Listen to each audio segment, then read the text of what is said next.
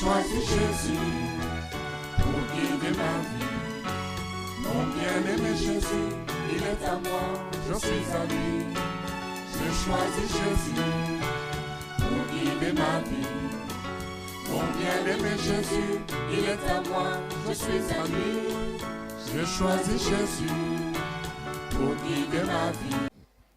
Alors, gloire à Dieu. On était arrivé à Josué 3.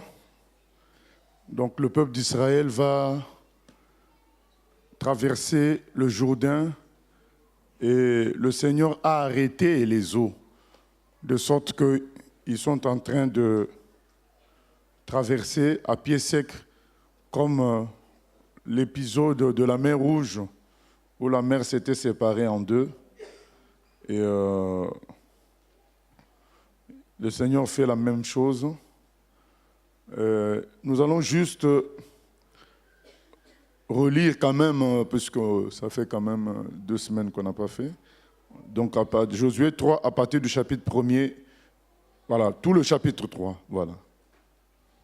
Josué 3, verset 1er. Josué s'étant levé de bon matin, partit de Sittim avec tous les enfants d'Israël. Ils arrivèrent au Jourdain. Et là, ils passèrent la nuit avant de le traverser. Au bout de 3 jours, les officiers parcoururent le camp et donnèrent cet ordre au peuple. Lorsque vous verrez l'arche de l'alliance de l'Éternel, votre Dieu, portée par les sacrificateurs, les Lévites, vous partirez du lieu où vous êtes et vous vous mettrez en marche après elle. Mais il y aura entre vous et elle une distance d'environ 2000 coudées. N'en approchez pas. Elle vous montrera le chemin que vous devez suivre, car vous n'avez point encore passé par ce chemin. Josué dit au peuple, sanctifiez-vous, car demain l'Éternel fera des prodiges au milieu de vous. Et Josué dit aux sacrificateurs, portez l'arche de l'alliance et passez devant le peuple. Ils portèrent l'arche de l'alliance et ils marchèrent devant le peuple. L'Éternel dit à Josué, aujourd'hui, je commencerai à t'élever aux yeux de tout Israël, afin qu'ils sachent que je serai avec toi, comme j'ai été avec Moïse. Tu donneras cet ordre aux sacrificateurs qui portent l'arche de l'alliance. Lorsque vous arriverez au bord des eaux du Jourdain, vous vous arrêterez dans le Jourdain. Josué dit aux enfants d'Israël, approchez et écoutez les paroles de l'Éternel, votre Dieu. Josué dit, à ceci, vous reconnaîtrez que le Dieu vivant est au milieu de vous, et qu'il chassera devant vous les Cananéens, les Hétiens, les Éviens, les Phéréziens, les Girgasiens, les Amoréens et les Jébusiens. Voici l'arche de l'alliance du Seigneur de toute la terre va passer devant vous dans le Jourdain. Maintenant, prenez 12 hommes parmi les tribus d'Israël, un homme de chaque tribu. Et dès que les sacrificateurs qui portent l'arche de l'Éternel, le Seigneur de toute la terre, poseront la plante des pieds dans les eaux du Jourdain, les eaux du Jourdain seront coupées, les eaux qui descendent d'en haut, et elles s'arrêteront en un monceau. Le peuple sortit de ses tentes pour passer le Jourdain, et les sacrificateurs qui portaient l'arche de l'alliance marchèrent devant le peuple. Quand les sacrificateurs qui portaient l'arche furent arrivés au Jourdain, et que leurs pieds se furent mouillés au bord de l'eau, le Jourdain regorge par-dessus toutes ses rives tout le temps de la moisson. Les eaux qui descendent d'en haut s'arrêtèrent et s'élevèrent en un monceau, à une très grande distance près de la ville d'Adam, qui est à côté de Tsartan. Et celles qui descendaient vers la mer de la plaine, la mer Salée, furent complètement coupées. Le peuple passa vis-à-vis de Jéricho. Les sacrificateurs qui portaient l'arche de l'alliance de l'Éternel s'arrêtèrent de pied ferme sur le sec, au milieu du Jourdain, pendant que tout Israël passait à sec, jusqu'à ce que toute la nation ait achevé de passer le Jourdain. Voilà, donc gloire à Dieu. Et nous avions dit la dernière fois comment les officiers eux-mêmes, qui étaient des stratèges militaires, avaient conseillé de suivre les prêtres. Et c'était pour nous rappeler que quels que soient nos talents dans un quelconque domaine, mais du moment que c'est pour Dieu, nous avons besoin de l'Esprit de Dieu. Donc même si on dit, frère, tu es responsable du ménage, tu as besoin de l'Esprit de Dieu. Souvenons-nous, lorsqu'on a choisi les diacres dans l'Acte des Apôtres, on les a choisis remplis du Saint-Esprit. Donc, c'était pourquoi? C'était pour distribuer la nourriture. Mais il était question de trouver des gens, 7 personnes remplies du Saint-Esprit et un bon témoignage. Finalement, les mêmes qualités qu'on demande aux prédicateurs, être rempli du Saint-Esprit, avoir un bon témoignage, c'est la même chose qu'on demandait pour des gens qui devaient distribuer la nourriture. Donc, on voit que tout ce qu'on peut faire pour Dieu, ça demande les mêmes conditions. Que tu sois un chauffeur des enfants de Dieu, que tu sois, quelqu'un qui s'occupe de la technique, de vidéo, tout ça, c'est les mêmes conditions. Être rempli du Saint-Esprit, faire les choses selon l'Esprit de Dieu. Ce n'est pas quelque chose réservé aux gens qui prêchent. Donc, l'armée du Seigneur doit être dirigée par Dieu à tous les niveaux. C'est important. Et donc, nous passons. Donc là, Dieu fait le miracle, puisque tout le monde est obéissant au système du Seigneur. Dieu fait le miracle, il passe le Jourdain à pied sec. Nous passons au chapitre 4 maintenant. Chapitre 4. Lorsque toute la nation eut achevé de passer le Jourdain, l'Éternel dit à Josué, « Prenez 12 hommes parmi le peuple, un homme de chaque tribu, donnez-leur cet ordre. Enlevez d'ici, du milieu du Jourdain, de la place où les sacrificateurs se sont arrêtés de pied ferme, 12 pierres que vous emporterez avec vous et que vous déposerez dans le lieu où vous passerez cette nuit. » Josué appela les 12 hommes qu'il choisit parmi les enfants d'Israël, un homme de chaque tribu. Il leur dit, « Passez devant l'arche de l'Éternel, votre Dieu, au milieu du Jourdain, et que chacun de vous charge une pierre sur son épaule, selon le nombre des tribus des enfants d'Israël, afin que cela soit un signe au milieu de vous. Lorsque vos enfants demanderont un jour, « Que signifient pour vous ces pierres ?»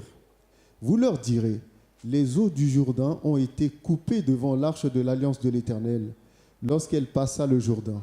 Les eaux du Jourdain ont été coupées et ces pierres seront à jamais un souvenir pour les enfants d'Israël. » Les enfants d'Israël firent ce que Josué leur avait ordonné.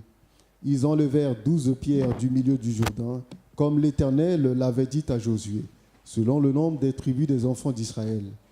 Ils les emportèrent avec eux et les déposèrent dans le lieu où ils devaient passer la nuit. Josué dressa aussi 12 pierres au milieu du Jourdain, à la place où s'étaient arrêtés les pieds des sacrificateurs qui portaient l'arche de l'Alliance. Et ils y sont restés jusqu'à ce jour. Les sacrificateurs qui portaient l'arche se tinrent au milieu du Jourdain jusqu'à l'entière exécution de ce que l'Éternel avait ordonné à Josué de dire au peuple, selon tout ce que Moïse avait prescrit à Josué. Et le peuple se hâta de passer. Lorsque tout le peuple eut achevé de passer, l'arche de l'Alliance et les sacrificateurs passèrent devant le peuple. Les fils de Ruben, les fils de Gad et la demi-tribu de Manassé passèrent en armes devant les enfants d'Israël, comme Moïse le leur avait dit. Environ 40 000 hommes équipés pour la guerre et prêts à combattre passèrent devant l'Éternel dans les plaines de Jéricho. En ce jour-là, l'Éternel éleva Josué aux yeux de tout Israël, et ils le craignirent comme ils avaient craint Moïse tous les jours de sa vie. L'Éternel dit à Josué, « Ordonne aux sacrificateurs qui portent l'arche du témoignage de sortir du Jourdain. » Et Josué donna cet ordre aux sacrificateurs, « Sortez du Jourdain. » Lorsque les sacrificateurs qui portaient l'arche de l'alliance de l'Éternel furent sortis du milieu du Jourdain, et que la plante de leurs pieds se posa sur le sec, les eaux du Jourdain retournèrent à leur place et se répandirent comme auparavant sur tous ses bords. Le peuple sortit du Jourdain le 10e jour du 1er mois, et il campa à Gilgal, à l'extrémité orientale de Jéricho. Josué dressa à Gilgal les 12 pierres qu'ils avaient prises du Jourdain. Il dit aux enfants d'Israël, « Lorsque vos enfants demanderont un jour à leur père, « Que signifient ces pierres ?» Vous en instruirez vos enfants et vous direz, « Israël a passé ce Jourdain à sec, car l'Éternel, votre Dieu, a mis à sec devant vous les eaux du Jourdain jusqu'à ce que vous ayez passé, comme l'Éternel, votre Dieu, l'avait fait à la mer Rouge, qu'il mit à sec devant nous jusqu'à ce que nous ayons passé, afin que tous les peuples de la terre sachent que la main de l'Éternel est puissante, et afin que vous ayez toujours la crainte de l'Éternel, votre Dieu. Amen. Afin que vous ayez toujours la crainte de l'Éternel, votre Dieu. Donc le Seigneur demande à ce qu'on fasse des monuments de pierre, un monument dans le Jourdain même et un monument là où ils allaient passer la nuit. On a appelé ce lieu Gilgal. Et la dernière fois, on avait expliqué que Gilgal, ce n'était pas un lieu fixe. C'était plusieurs lieux en Israël où on avait érigé des monuments de pierre pour montrer que la terre avait été conquise. Donc parce que au début, quand les gens lisaient la Bible, il y avait quand même une perturbation de voir Gilgal dit dans plusieurs endroits, mais qui parfois géographiquement, quand on était sur le terrain, ça faisait trop de kilomètres. Parfois, on avait mis même des distances. Les gens disaient, mais non, on ne peut pas faire autant de kilomètres à pied, par exemple, en 2 jours. Et il y avait un problème. Les gens qui nous ont accompagnés au dernier voyage ont entendu l'explication par rapport à cela. On a visité un lieu au dernier voyage en Israël qui s'appelait Gilgal. Et l'explication, et on a vu le monument de pierre, un monument en fonction, en figure de pied, et puis un monument élevé à l'intérieur, un monument en pierre. Et l'explication, c'était que c'est comme si à chaque fois qu'il y a eu un événement important où Dieu a marqué sa victoire, ils ont dressé ce monument-là et ils ont appelé l'endroit Gilgal. Donc ce n'est pas seulement un seul endroit, c'est plusieurs endroits qu'on retrouve ce genre de monument. Et le Seigneur donne la raison afin que tous les peuples de la terre sachent que la main de l'Éternel est puissante. Ça, c'est la première raison. Quand il leur a fait traverser cela, ils ont fait ce monument-là, il fallait que les gens se souviennent de la force de Dieu. Mais plus encore, c'était qui? C'était eux-mêmes. Et afin que vous ayez toujours la crainte de l'Éternel, votre Dieu. Je vous fais traverser le Jourdain et je vous laisse un souvenir. Je veux que vous gardiez le souvenir de ma puissance. Vous savez, la vie chrétienne n'est pas une vie de puissance visible à tout moment. Comme on aurait pu le penser parce qu'on s'est dit que notre Dieu est tout puissant. Forcément, on devrait être fort à tout moment, en bonne santé, réussir tout ce qu'on essaye de faire. Donc on a, quand même, c'est lié à notre rationalité. On s'est dit, Dieu est mon Père, il est tout puissant. Forcément, tout le reste doit être puissant aussi. Mais ce n'est pas tellement ça la vie chrétienne. La vie chrétienne, c'est écrit dans Hébreux 10, 38, le juste vivra par la foi. Et donc, s'il y avait tout le temps ce qu'on est en train de penser là, la foi ne pourrait pas s'exercer. Si on devait réussir tout, être tout le temps fort, et quand tu veux, par exemple, prêcher, tu as déjà bien tout, la foi ne s'exercera plus. Et on mourra, et on rejoindrait notre ancêtre Adam dans sa chute.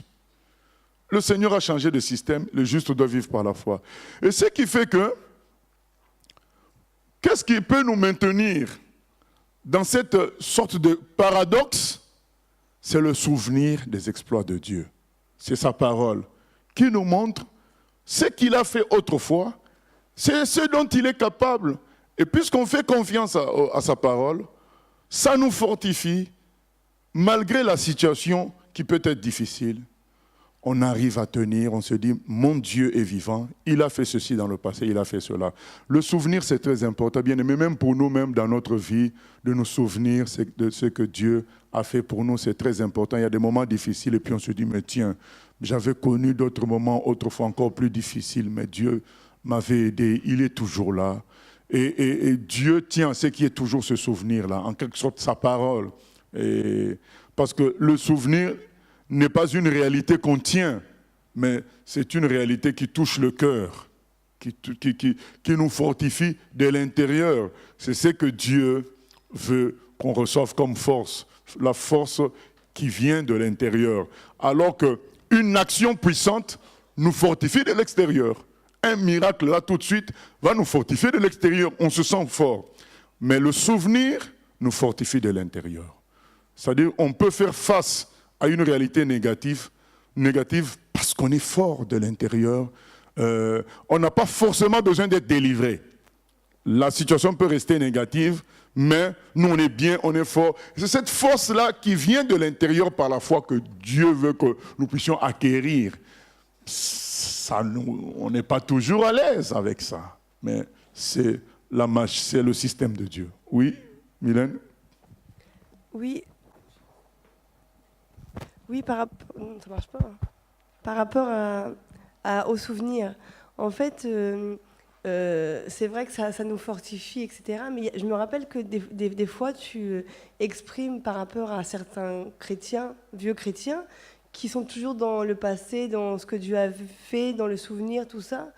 Et en fait, tu expliques qu'ils ne vivent plus de choses nouvelles, donc ils sont toujours dans le passé, toujours dans le souvenir. Toujours... Non, eux, la différence, c'est ces vieux chrétiens-là, ils sont restés là-bas. Ils ne font rien maintenant et ils restent dans le passé. Alors que là, il s'agit des gens qui peuvent connaître un temps difficile, un temps de désert, que le souvenir permet de leur redonner la force pour continuer la marche.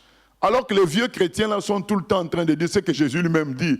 Quand il y a le vin nouveau, les gens disent que le vieux c'est le bon. Le vieux vin c'est le bon. C'est des gens qui ne veulent pas accepter la marche de Dieu aujourd'hui. Ils veulent rester, c'est comme si quelqu'un se souvient à l'époque où il priait pour quelqu'un, la personne était guérie, il faisait ceci, ça marchait. Et puis quand ça ne marche pas, au lieu de chercher la face de Dieu, au lieu de poser la question à Dieu, pourquoi ça ne marche pas, au lieu de fonctionner avec Dieu comme qu'il veut aujourd'hui, il se mure dans son souvenir, il ne parle que de souvenirs et il reste dedans. Et il n'avance pas avec Dieu tel que Dieu le veut aujourd'hui. Voilà, c'est ça ce qui n'est pas bon. Le souvenir doit nous fortifier et nous amener à avancer et non nous bloquer dans le passé. Voilà, nous continuons. Et c'est très important, lorsqu'on est en difficulté, de relire la parole de Dieu et de penser aux bienfaits du Seigneur, aux exploits du Seigneur qui sont écrits dans sa parole. Nous continuons avec le chapitre 5. Chapitre 5. Lorsque tous les rois des Amoréens à l'occident du Jourdain et tous les rois des Cananéens près de la mer apprirent que l'Éternel avait mis à sec les eaux du Jourdain devant les enfants d'Israël jusqu'à ce que nous ayons passé, ils perdirent courage et furent consternés à l'aspect des enfants d'Israël. Voilà. Donc, ça, c'est un élément important. Les gens perdent courage, ils sont effrayés, ils ont la crainte du Dieu d'Israël. Mais est-ce qu'ils vont pour autant faire profil bas? Pas du tout. C'est ce qu'on reproche aux gens de Jéricho, parce qu'ils témoignent. Donc, Rahab témoigne que ces gens-là ont reçu la crainte de Dieu. Ils ont compris que Dieu était plus fort. Mais ils ont refusé quand même de s'humilier, de se livrer à ce Dieu-là comme Rahab. C'est la réalité de beaucoup dans ce monde. Il y a beaucoup de gens qui vivent des expériences qui montrent quand même que Dieu est le plus fort. Mais puisque, comme on vient de le dire, ce n'est pas tout le temps comme ça. Il y a des moments où Dieu semble absent. Mais on a eu quand même un message à un moment donné très clair de sa puissance et de sa force. Et on ne veut pas en tenir compte. On entre dans la résistance et ça finira mal. Donc nous continuons, verset 2. En ce temps-là, l'Éternel dit à Josué, « Fais-toi des couteaux de pierre et circoncis encore une fois les enfants d'Israël. » Josué se fit des couteaux de pierre et il circoncit les enfants d'Israël sur la colline d'Aralot. Voici la raison pour laquelle Josué les circoncit. Tout le peuple sorti d'Égypte, les hommes, tous les hommes de guerre, étaient morts dans le désert pendant la route, après leur sortie d'Égypte. Tout ce peuple sorti d'Égypte était circoncis, mais tout le peuple né dans le désert pendant la route après la sortie d'Égypte n'avait point été circoncis. Car les enfants d'Israël avaient marché 40 ans dans le désert jusqu'à la destruction de toute la nation des hommes de guerre qui étaient sortis d'Égypte et qui n'avaient point écouté la voix de l'Éternel. L'Éternel leur jura de ne pas leur faire voir le pays qu'ils avaient juré à leur père de nous donner, pays où coule le lait et le miel. Ce sont leurs enfants qu'il établit à leur place, et Josué les circoncis, car ils étaient incirconcis parce qu'on ne les avait point circoncis pendant la route. Lorsqu'on eut achevé de circoncire toute la nation, ils restèrent à leur place dans le camp jusqu'à leur guérison. L'Éternel dit à Josué, « Aujourd'hui, j'ai roulé de dessus vous l'opprobre de l'Égypte. » Et ce lieu fut appelé du nom de Gilgal jusqu'à ce jour. Voilà. Il nous est dit que Josué circoncis tout le peuple, tous les gens qui n'étaient pas encore circoncis. Mais pourquoi en ce moment? Ça nous rappelle quel épisode? Ça nous rappelle l'épisode de Moïse lui-même, qui doit aller libérer son peuple, et Dieu cherche à le tuer la nuit. Pourquoi? Parce que ses enfants n'étaient pas circoncis. Donc, ça nous montre quoi? Dieu ne peut pas nous libérer. Parce que souvent, notre libération, c'est quoi? C'est le jugement des autres. Parce qu'en général, quand on n'est pas libéré, on est captif de quelqu'un. On est esclave de quelqu'un d'autre. On est sous la domination de quelqu'un d'autre. Donc, quand Dieu nous libère, il frappe les gens. Il juge les autres. Mais Dieu ne peut pas se permettre de frapper les gens alors que nous-mêmes, on a le péché. Nous-mêmes, on a un problème. Nous-mêmes, on n'a pas une alliance claire et nette avec lui. C'est ça le cas ici. Donc, on est obligé nous-mêmes d'être en ordre. Donc, Moïse devait être en ordre pour éviter que Dieu le frappe avec tout le monde. De la même manière que les enfants d'Israël devaient tuer l'agneau pour sortir de l'Égypte le jour de la Pâque. Pourquoi? Parce que Dieu s'en prenait à tous les premiers-nés. Donc même les premiers-nés des Israélites avaient péché aussi. Ils devaient mourir. Mais pour qu'ils ne meurent pas, c'est l'agneau qui prenait sur lui. Donc Dieu est juste. Il ne peut pas frapper des personnes et nous laisser indemnes, soi-disant prétendument parce qu'on est son peuple. Non! Il va aussi nous frapper. Pour qu'il ne nous frappe pas, nous devons être sous son alliance. Alliance, maintenant, dans notre cas aujourd'hui, par le sang de Jésus. C'est à cause du sang de Jésus que Dieu ne peut pas nous frapper. Et donc, il va frapper nos ennemis, tous ceux qui nous maintiennent dans la captivité. Et donc là, il s'apprête à faire quoi? À conquérir Jéricho. Donc Dieu va frapper Jéricho. À conquérir d'autres terres. C'est une étape où ils vont conquérir, vraiment se fixer dans la terre promise. Donc Dieu va frapper des gens, il va juger des gens. Mais alors qu'eux-mêmes ne sont pas clairement dans l'alliance. La circoncision, c'était l'alliance entre le peuple de Dieu et Dieu. Donc, ils ne sont pas clairement dans l'alliance. Alors Dieu dit non, non, vous-même, vous devez être clairement dans l'alliance. C'est pourquoi c'est important que nous-mêmes, nous soyons au clair avec Dieu. Si on veut certaines délivrances, on veut que Dieu agisse dans certains domaines où on est en concurrence avec les païens, il faut que nous-mêmes, on soit en ordre avec le Seigneur. Le Seigneur est juste. Il ne va pas faire de favoritisme juste parce qu'on se dit qu'on est chrétien. Il faut que nous, on soit en alliance claire et nette avec lui. Et la circoncision, c'est le fait qu'on accepte d'être membre du peuple de Dieu. Clairement, on n'en a pas honte. C'est une trace physique qui nous fait accepter. Tu te dis, comme Jésus a dit, celui qui a honte de moi, moi aussi j'aurai honte de lui. Tu dis, oui, je suis un enfant de Dieu, j'en ai pas honte, que ce soit à l'école, que ce soit au travail.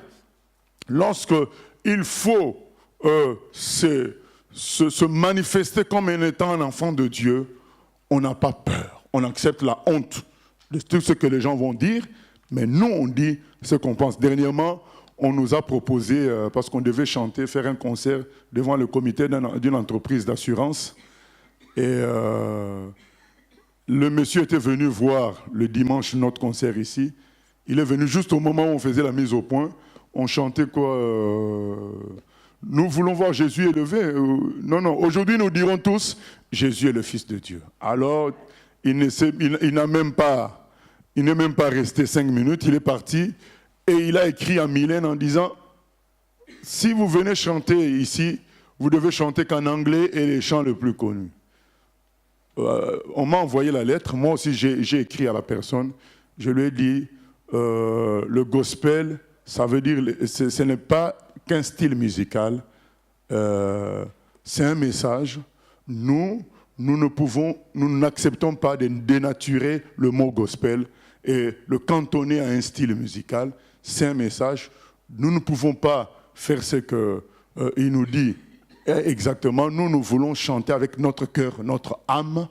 Et donc, je lui proposais 80% en anglais et 20% en français. Et au moins, on est à peu près match nul. Et ils n'ont pas voulu. Voilà. Donc, c'est bien. Donc, nous, on ne peut pas céder, ne pas dire un message clair et net. Je le dis, nous, on ne peut pas chanter sans âme. On doit chanter avec notre âme, on doit dire les choses clairement. Et donc, il nous faut au moins 20% de chant en français pour qu'on dise ce qu'on pense. Voilà. Ils n'ont pas donné suite. Voilà. Nous aussi, on reste comme ça. Donc, on ne va pas avoir honte d'être ce qu'on est. Voilà. Donc, je crois qu'on a encore une preuve qui va venir dans ce sens-là. On nous demande de chanter à Saint-Julien. Ça commence à sentir la même odeur de « attention, on ne veut pas ceci, on ne veut pas cela ». Il dit, bon, là, nous, on va faire les choses telles qu'on doit faire et on n'a pas honte d'être enfant de Dieu. C'est ça aussi la circoncision.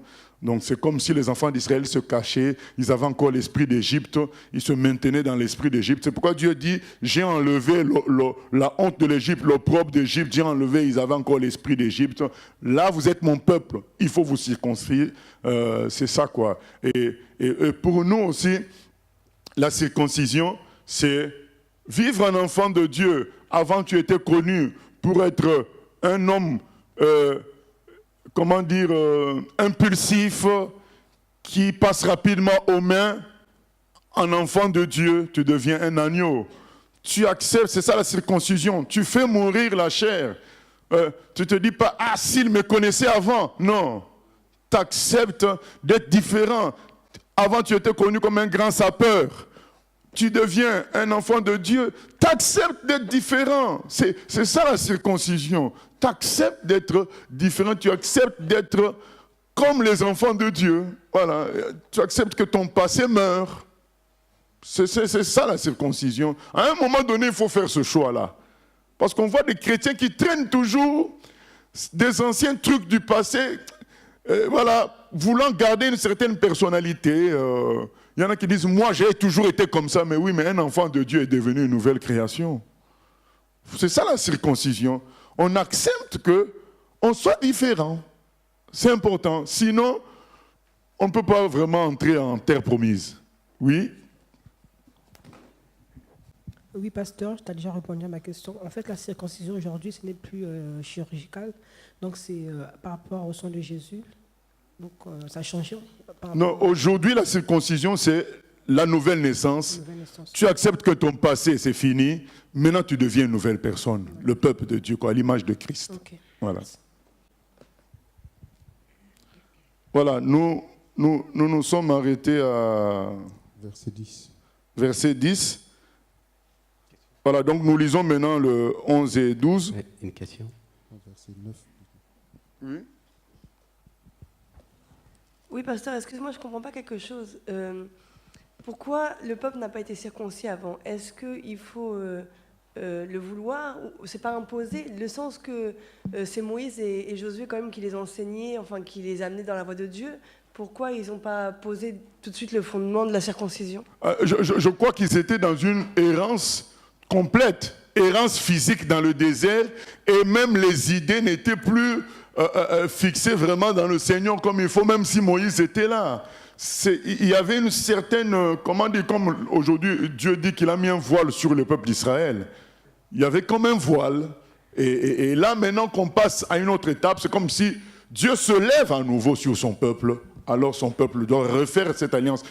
Souvent, je vous ai dit qu'avec le Seigneur, le peuple a fait à plusieurs fois des alliances. Et nous sommes appelés, il n'y a pas de honte à avoir, même si tu es un vieux chrétien, de dire, vraiment, j'ai tapé à côté pendant 5 ans. Hein, donc là, je veux vraiment faire une alliance avec le Seigneur et faire les choses bien. Donc il n'y a pas de honte à cela. Donc c'est ce qui se passe là. On va passer à une autre étape. Ils font alliance avec le Seigneur. Oui, je suis d'accord, mais pourquoi ils n'ont pas été enseignés de cette façon, puisque le travail de Moïse et de Josué, c'était les amener à Dieu? Pourquoi, d'entrée de jeu, c'était la repentance, c'était servir Dieu, c'était adorer Dieu, mais il n'y avait pas le fait de se donner pleinement par la circoncision. Non, moi je pense que du moment qu'ils avaient refusé la terre promise, il y a eu comme un voile sur eux. Il y a eu comme une parenthèse avec Dieu. Dieu n'a plus voulu d'eux, donc il a dit, bon, je ferai les choses avec la nouvelle génération. C'est ce qui se passe là. Voilà. Ok, nous continuons, 11 à 12. Je crois que ça doit être le verset 10. Si je me trompe. Ah d'accord.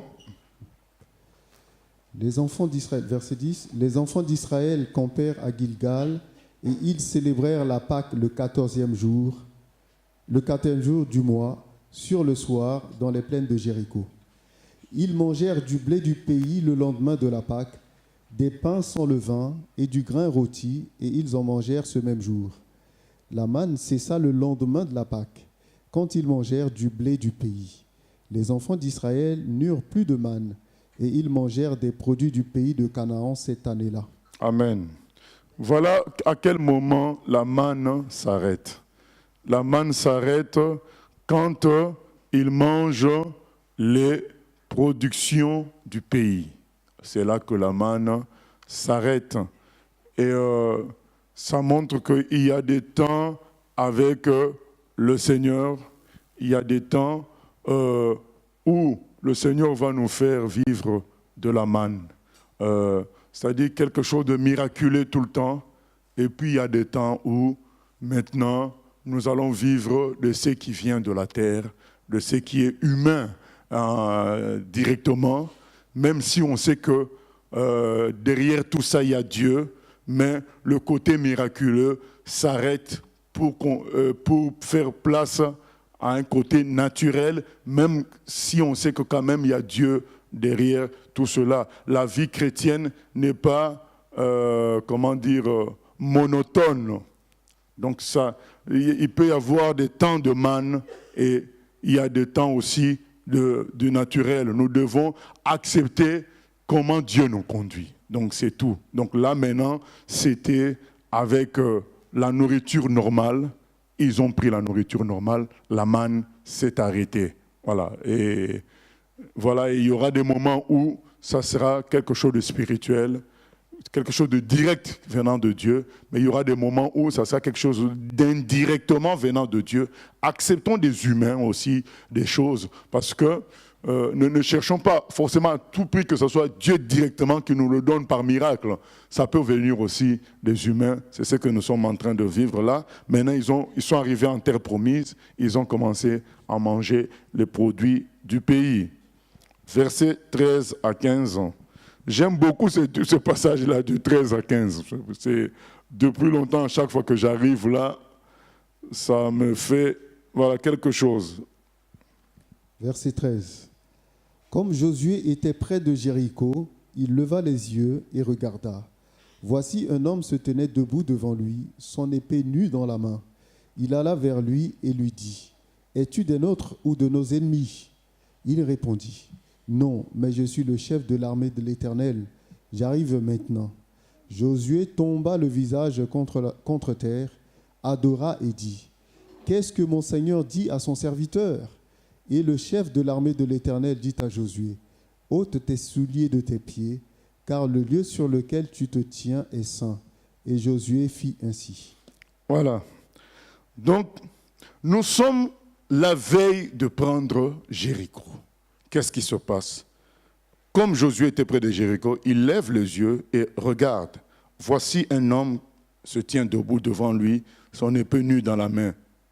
Josué va vers lui. Il n'a pas peur. C'est pour dire que Josué aussi avait l'autorité de Dieu. Donc, il voit un homme un peu extraordinaire, avec une épée. Josué s'avance. Il n'a pas peur. Il dit, mais Josué, es-tu des nôtres ou de nos ennemis? Ouais, que quand on a l'autorité divine, on n'a pas peur. Hein. Il y a des situations où tout le monde va avoir peur, mais non, on va avoir peur. Par exemple, quelqu'un est en train de crier, venir avec un couteau. Pour toi, en toi, c'est comme s'il n'a rien du tout, parce qu'il y a l'autorité de Dieu sur toi. Et tu peux lui donner un ordre et ça s'arrête. C'est comme ça l'autorité de Dieu. Josué s'avance vers cet homme-là pour lui dire, qui es-tu? Tu es des nôtres ou bien de l'autre camp? Le monsieur répondit, je suis le chef de l'armée de l'Éternel. Josué a vu le chef de l'armée de l'Éternel. J'arrive maintenant. C'est mon moment. Donc nous sommes à la veille d'une guerre très importante. Dieu, c'est un exemple qui nous montre que, c'est que Hébreux 1 dit que les anges sont avec nous dans le service pour Dieu. Et à chaque fois qu'il y a des événements importants, d'ailleurs à tout moment, les anges sont là. Mais Dieu va permettre qu'à un certain moment on les voit. Et Josué va voir l'ange qui lui dit, j'arrive maintenant. Josué tomba le visage contre terre, adora et dit, qu'est-ce que mon Seigneur dit à son serviteur? Et le chef de l'armée de l'Éternel dit à Josué, ôte tes souliers de tes pieds. Ça nous rappelle qui? Car le lieu sur lequel tu te tiens est saint. Et Josué fit ainsi. Ça nous rappelle quelle scène? Ça nous rappelle la même scène avec Moïse. Mais Moïse, c'était quoi? Le buisson qui brûlait sans se consumer. Et il entend la voix qui sort du buisson. Mais Josué, c'est quoi? C'est un chef d'armée. C'est dû aussi au fait que Josué était beaucoup plus, il n'était pas seulement, berger, il était quand même aussi de formation militaire. Et lui, il voit le chef d'armée, Moïse a vu le buisson ardent, c'était vraiment spirituel. Mais cependant, c'est la même personne qu'il voit sous des formes différentes. L'un voit comme un buisson ardent, Josué voit le chef d'armée de l'Éternel. Nous savons que le chef de l'armée, c'est lui-même le Seigneur Jésus, puisque Josué se prosterne et l'adore et il ne fait pas de problème. Il ne fait pas de problème. Et il dit, qu'est-ce que mon Seigneur dit à son serviteur? Enlève tes souliers parce que ce lieu est saint. Qu'est-ce que ça nous montre, cela? Ça nous montre que même le serviteur de Dieu, pasteur je ne sais qui, n'est rien du tout devant Dieu, a besoin de reconnaître la grandeur de Dieu. Dieu est saint. Voilà. Ce n'est pas parce qu'on te donne l'autorité que tu deviens quelqu'un de comparable à Dieu, pas du tout. Enlève tes souliers parce que tu es devant Dieu. Voilà. N'oublions pas cela, ce n'est pas parce que Dieu nous donne une responsabilité, un poste d'autorité, qu'on devient son égal. On n'est pas son égal. Dieu dit, enlève tes souliers. Nous devons nous sanctifier. Même si on est apôtre, prophète, je ne sais pas quoi, tous nous sommes appelés à nous humilier. Et nous connaîtrons le temps d'humiliation. Vous imaginez quelqu'un comme Jean-Baptiste a été brisé jusqu'au bout, au point qu'en prison, il envoie des gens dire, mais au Seigneur, est-ce que c'est vraiment toi? On voit qu'il était déstabilisé. Pourtant, lui, il savait que c'était le Seigneur. Il avait baptisé, il avait présenté aux autres. Mais il a été éprouvé. Ça montre quand même, Jean-Baptiste, c'était un humain. Donc, Dieu fera toujours la différence entre nous et lui. Parfois, quelque chose de bête, un accident bête va survenir en conduisant. Mais tu te dis, mais il voulait quoi? Il voulait qu'on sache que lui, il est Dieu, toi, tu n'es pas Dieu. C'est tout simple. Hein? C'est tout simple. Vous savez, un verset dans la Bible, dans Luc, je crois, c'est écrit, tout ce qui est élevé est en abomination devant Dieu. Tout ce qui est élevé. Et quand on commence à s'élever, Dieu va permettre quelque chose qui va te remettre à terre, même si l'élévation vient de lui. C'est Dieu lui-même qui élève Josué. D'ailleurs, on va lire ça, c'est écrit que c'est lui. Mais, il lui dit, mais je t'élève, mais tu es petit à mes yeux.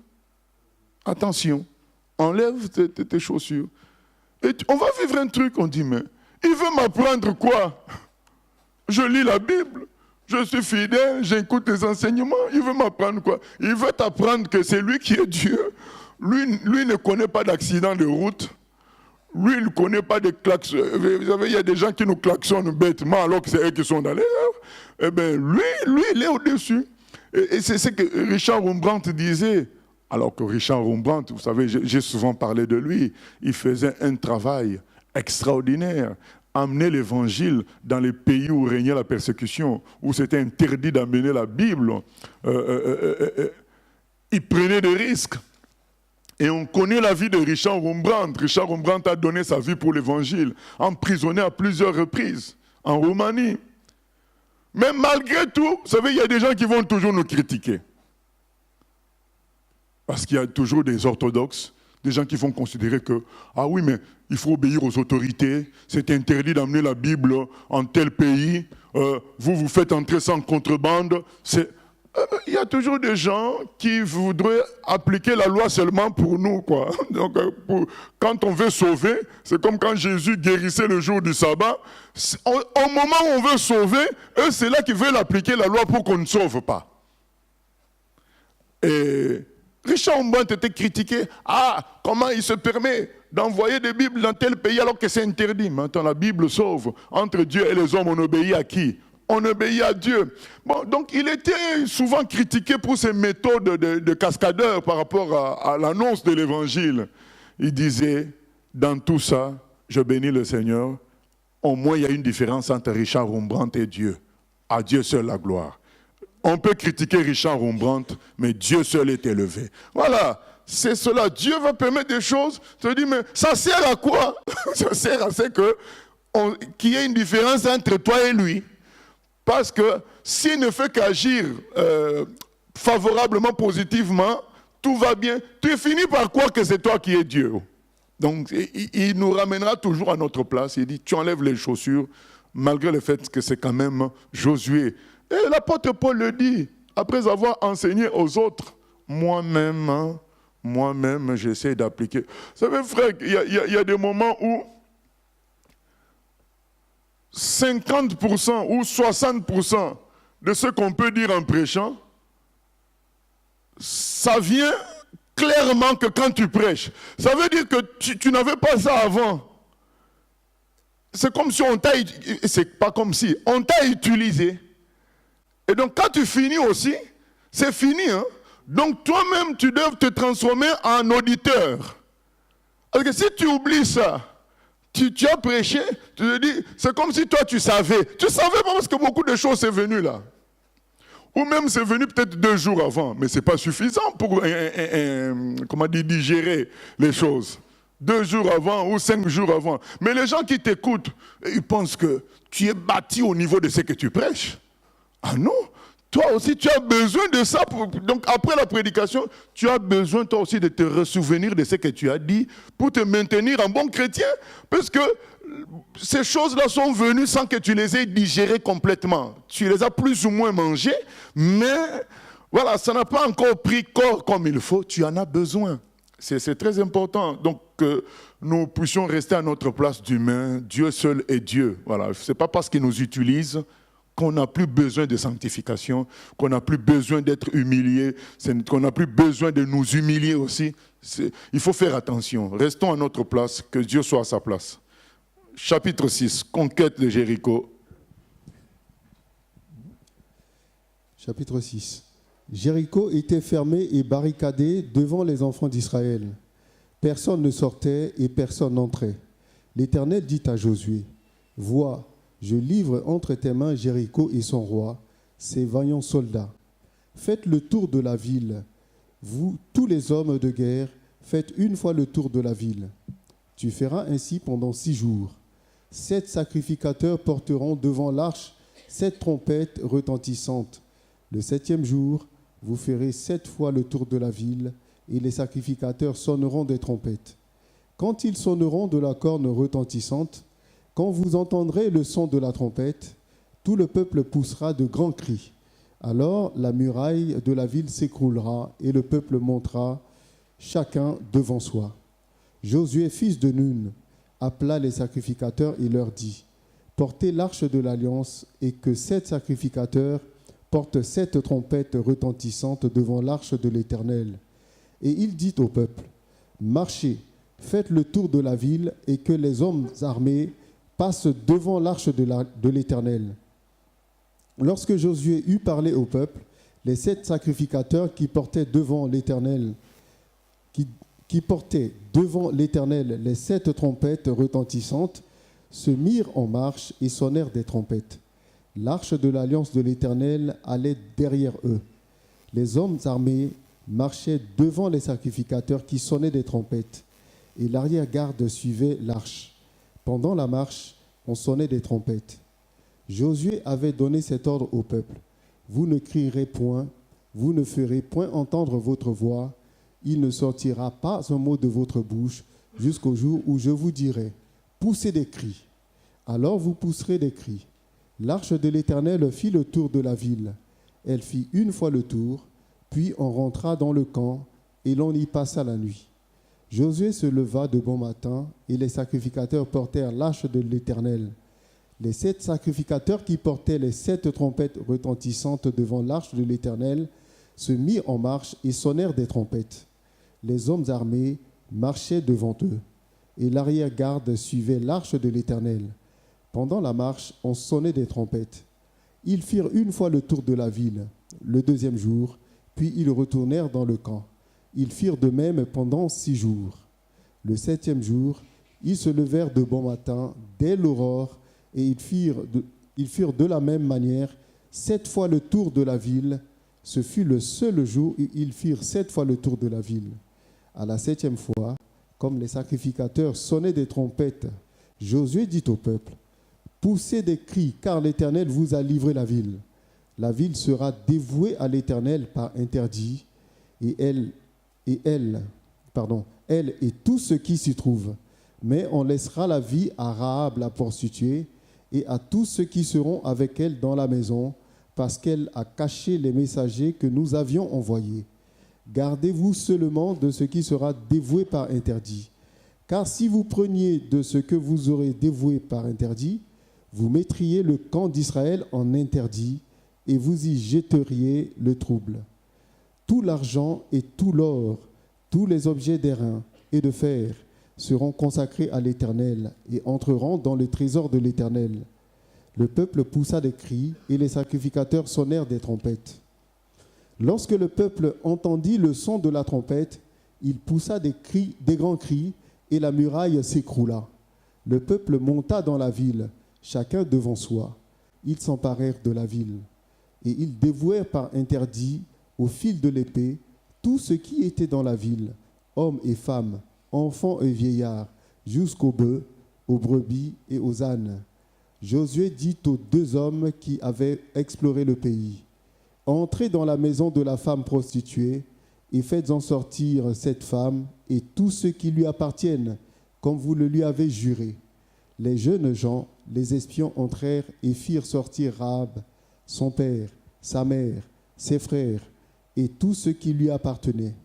Ils firent sortir tous les gens de sa famille et ils les déposèrent hors du camp d'Israël. Ils brûlèrent la ville et tout ce qui s'y trouvait. Seulement, ils mirent dans le trésor de la maison de l'Éternel l'argent, l'or et tous les objets d'airain et de fer. Josué laissa la vie à Rahab, la prostituée, à la maison de son père et à tout ce qui lui appartenait. Elle a habité au milieu d'Israël jusqu'à ce jour, parce qu'elle avait caché les messagers que Josué avait envoyés pour explorer Jéricho. Ce fut alors que Josué jura en disant, « Maudit soit devant l'Éternel l'homme qui se lèvera pour rebâtir cette ville de Jéricho. Il en jettera les fondements au prix de son premier-né, et il en posera les portes au prix de son plus jeune fils. » L'Éternel fut avec Josué, dont la renommée se répandit dans tout le pays. Voilà, la prise de Jéricho. On a fait tout un séminaire intitulé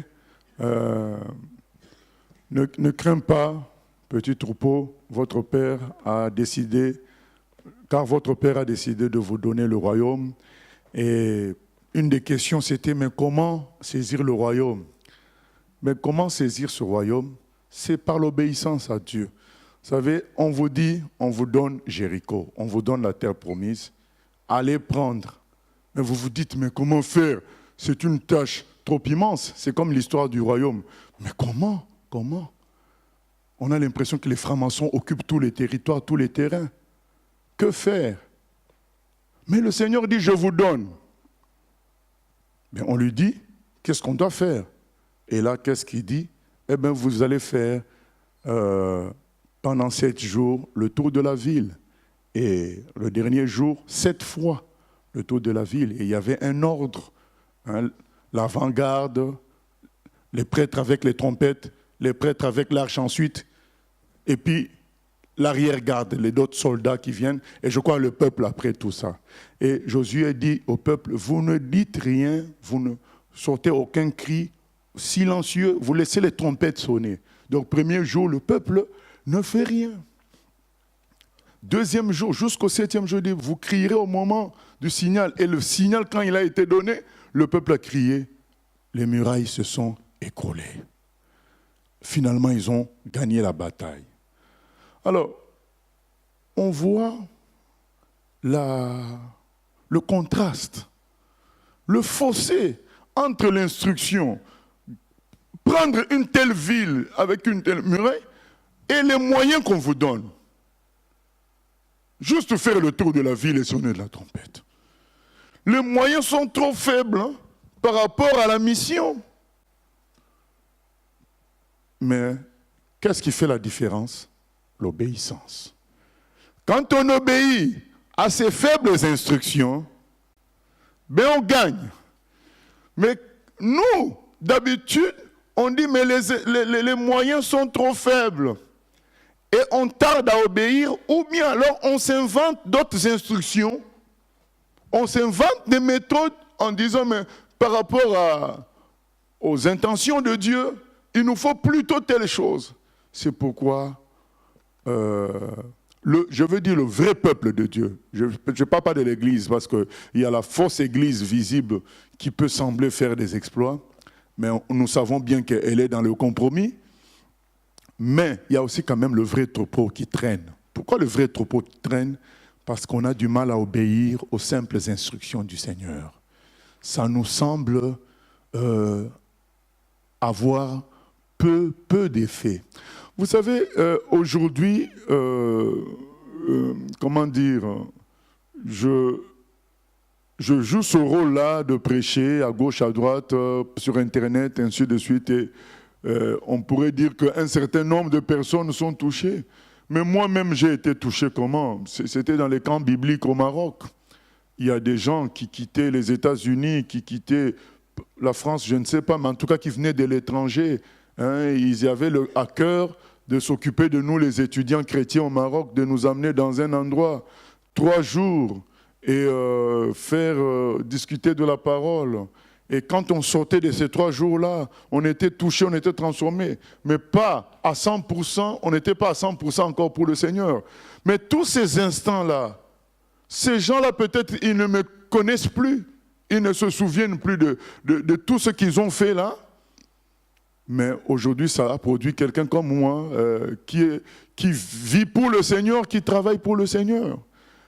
C'était des moyens qui paraissaient ridicules, mais Dieu lui-même utilise des moyens ridicules pour faire des grandes choses. Aujourd'hui, vous voyez la différence entre ce qui se passe le dimanche et ce qui se passe le mardi. Le dimanche, on va voir beaucoup de gens, et le mardi, peu de gens. Mais en réalité, la vraie formation, c'est le mardi. Et donc, quelqu'un peut négliger, dire, bon, moi je veux là où on sent l'onction, on sent le truc le dimanche, la chorale est là, l'équipe de louange est là, bien en forme. Mais non, c'est obéir aux simples instructions du Seigneur. Le Seigneur peut te réveiller le matin pour prier, obéis seulement. Il peut t'amener à demander pardon à quelqu'un, obéis seulement. Aux simples instructions, ça nous donnera des grandes victoires. Nous, on pense que pour avoir des grandes victoires, il faut aussi des grandes instructions, de grands sacrifices. On est dans la logique rationnelle. Grand sacrifice pour grand résultat. Non, on leur a dit, vous tournez, c'est tout. L'obéissance a fait la différence. Bien-aimés, obéissons. Et il y en a maintenant qui obéissent, mais qui se détournent des grands projets du Seigneur. Ils se disent, j'obéis, mais pas forcément pour les grands projets, Mais pour être seulement bien avec Dieu, c'est pas mal.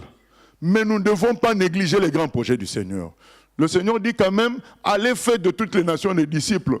Je ne peux pas juste obéir en me disant, ça me maintient dans une vérité, je suis saint, je peux dire comme l'apôtre Paul à la fin de ma vie, j'ai combattu le bon combat, j'ai gardé la foi. Oui, mais le même Seigneur a dit, allez faire de toutes les nations des disciples. Donc j'obéis pas seulement pour rester bien avec lui, j'obéis aussi pour entrer en terre promise, prendre Jéricho. Donc nous devons garder les deux. La clé, l'obéissance. Pour être en conformité avec Dieu, mais l'obéissance aussi pour vivre les promesses du Seigneur. On ne doit pas oublier les promesses du Seigneur parce que c'est aussi négliger le Seigneur. Il nous a fait des promesses. Il a dit, demande-moi les nations, je te les donnerai. On ne peut pas dire, ben tiens, juste l'étude biblique du mardi, ça va nous donner les nations. Ah, bon, je vais quand même y aller pour ma propre foi. Je vais y aller pour ma propre progression spirituelle. Parce que je ne vois pas en quoi l'étude biblique du mardi va nous donner les nations. Ce n'est pas bon cette attitude-là. Même si elle a de bons côtés, c'est-à-dire tu vises quand même la sainteté personnelle, tu vises quand même la croissance personnelle, mais tu ne dois pas oublier les grands projets du Seigneur. Et dissocier les petites instructions de ce grand projet. Tu te dis, quand le temps viendra d'aller peut-être au Parlement prêcher à, je ne sais pas qui est le président du Parlement aujourd'hui, ah oui, Castaner. Donc quand le temps viendra d'aller prêcher à Castaner, peut-être que Dieu va nous donner un système de prière spécial pour aller... Non, le peu qu'on fait déjà là, c'est une préparation pour aller prêcher à Castaner. C'est une préparation.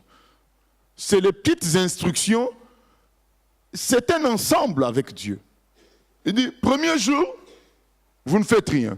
Deuxième jour, vous ne faites rien. Vous croyez que s'ils avaient fait quelque chose, même si le 7e jour, ils avaient fait beaucoup de crier, rien n'allait se passer. Hein.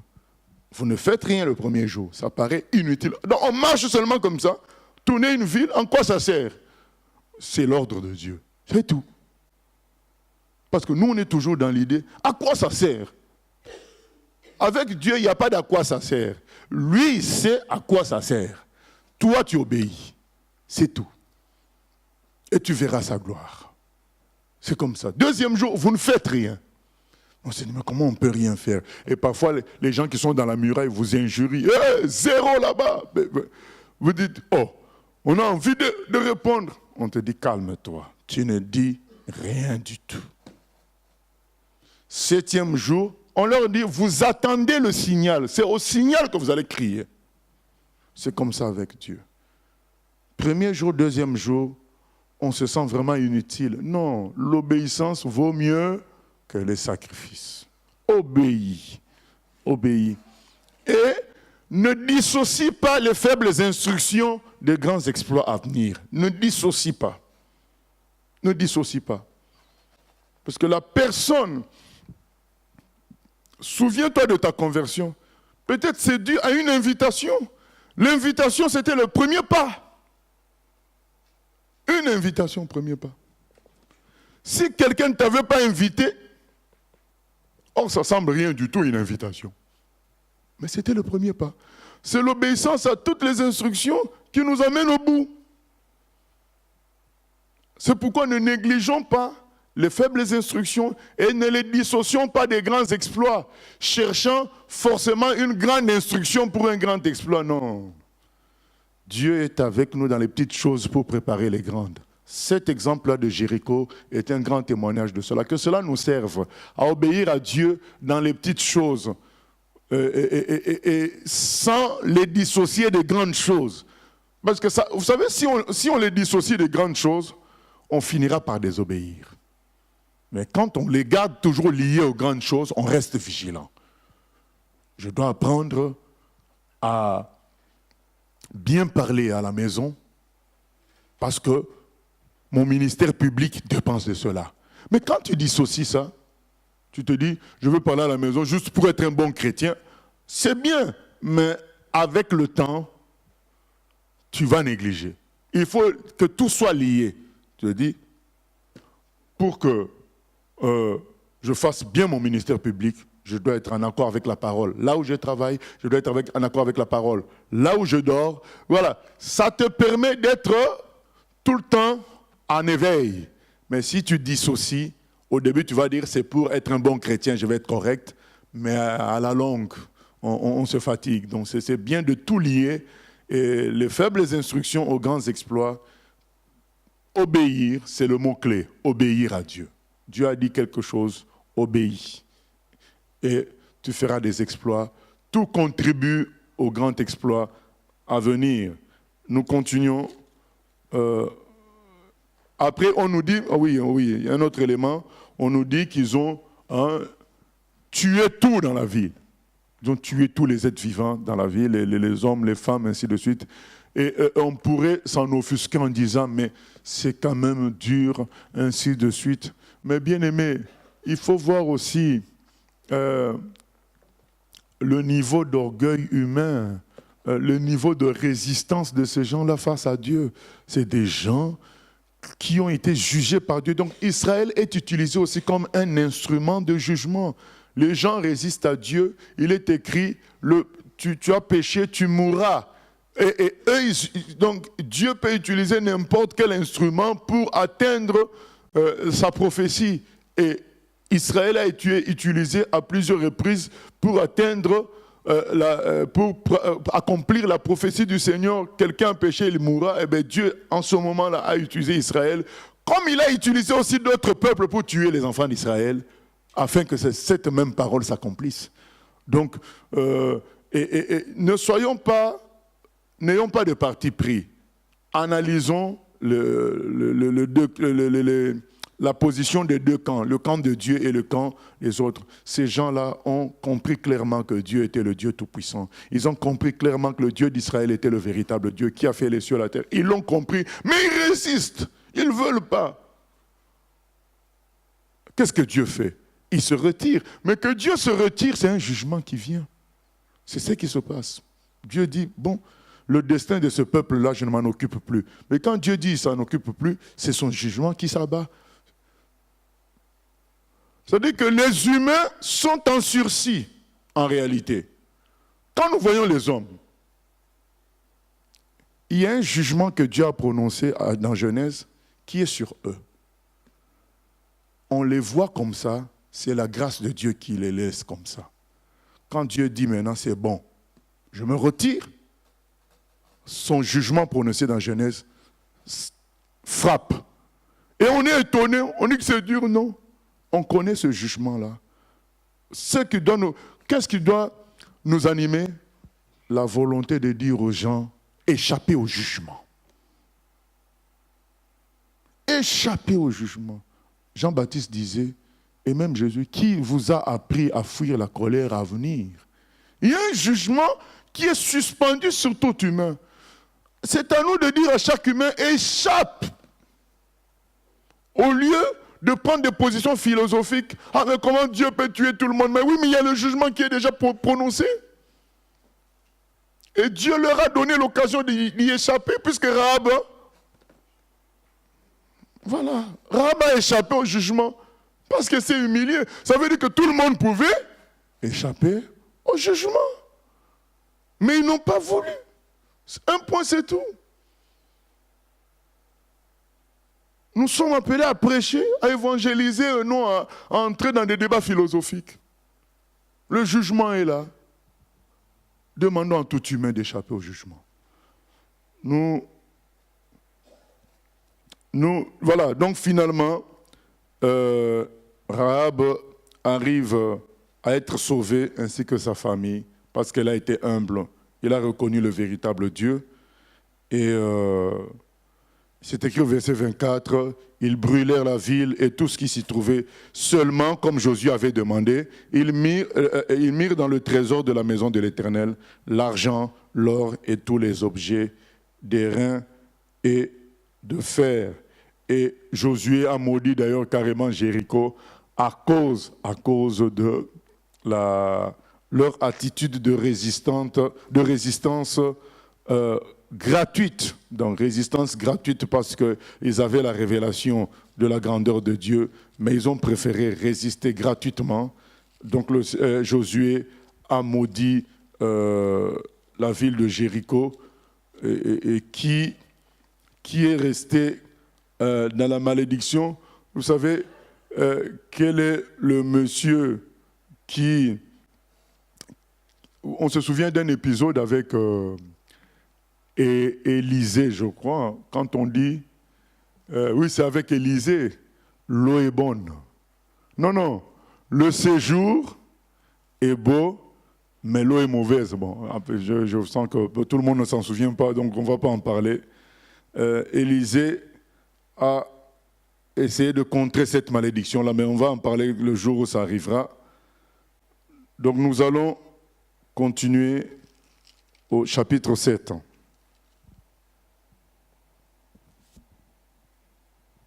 Chapitre 7.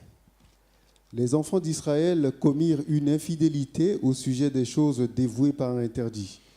Akan, fils de Carmi, fils de Zabdi, fils de Zérak, de la tribu de Juda, prit des choses dévouées. Et la colère de l'Éternel s'enflamma contre les enfants d'Israël. Josué envoya de Jéricho des hommes vers Haï, qui est près de Beth-Aven, à l'orient de Béthel. Il leur dit: montez et explorez le pays. Et ces hommes montèrent et explorèrent Haï. Ils revinrent auprès de Josué et lui dirent: il est inutile de faire marcher tout le peuple. 2 ou 3 000 hommes suffiront pour battre Haï. Ne donne pas cette fatigue à tout le peuple, car ils sont en petit nombre. 3 000 hommes environ se mirent en marche, mais ils prirent la fuite devant les gens d'Haï. Les gens d'Haï leur tuèrent environ 36 hommes. Ils les poursuivirent depuis la porte jusqu'à Shebarim et les battirent à la descente. Le peuple fut consterné et perdit courage. Josué déchira ses vêtements et se prosterna jusqu'au soir, le visage contre terre, devant l'arche de l'Éternel, lui et les anciens d'Israël, et ils se couvrirent la tête de poussière. Josué dit: ah, Seigneur l'Éternel, pourquoi as-tu fait passer le Jourdain à ce peuple pour nous livrer entre les mains des Amoréens et nous faire périr?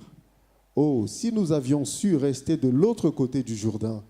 De grâce, Seigneur, que dirais-je après qu'Israël a tourné le dos devant ses ennemis? Les Cananéens et tous les habitants du pays l'apprendront. Ils nous envelopperont et ils feront disparaître notre nom de la terre. Et que feras-tu pour ton grand nom? L'Éternel dit à Josué: lève-toi, pourquoi restes-tu ainsi couché sur ton visage? Israël a péché, ils ont transgressé mon alliance que je leur ai prescrite. Ils ont pris des choses dévouées par interdit, ils les ont dérobées et ont menti, et ils les ont cachées parmi leurs bagages. Aussi les enfants d'Israël ne peuvent-ils résister à leurs ennemis. Ils tourneront le dos devant leurs ennemis, car ils sont sous l'interdit. Je ne serai plus avec vous si vous ne détruisez par l'interdit du milieu de vous. Lève-toi, sanctifie le peuple. Tu diras: sanctifiez-vous pour demain, car ainsi parle l'Éternel, le Dieu d'Israël. Il y a de l'interdit au milieu de toi, Israël. Tu ne pourras résister à tes ennemis, jusqu'à ce que vous ayez ôté l'interdit du milieu de vous. Vous vous approcherez le matin selon vos tribus, et la tribu que désignera l'Éternel s'approchera par famille, et la famille que désignera l'Éternel s'approchera par maison, et la maison que désignera l'Éternel s'approchera par homme. Celui qui sera désigné comme ayant pris de ce qui était dévoué par interdit sera brûlé au feu, lui et tout ce qui lui appartient, pour avoir transgressé l'alliance de l'Éternel et commis une infamie en Israël. Josué se leva de bon matin, et il fit approcher Israël selon ses tribus, et la tribu de Juda fut désignée. Il fit approcher les familles de Juda, et la famille de Zérak fut désignée. Il fit approcher la famille de Zérak par maison, et Zabdi fut désigné. Il fit approcher la maison de Zabdi par homme, et Akan, fils de Carmi, fils de Zabdi, fils de Zérak, de la tribu de Juda, fut désigné.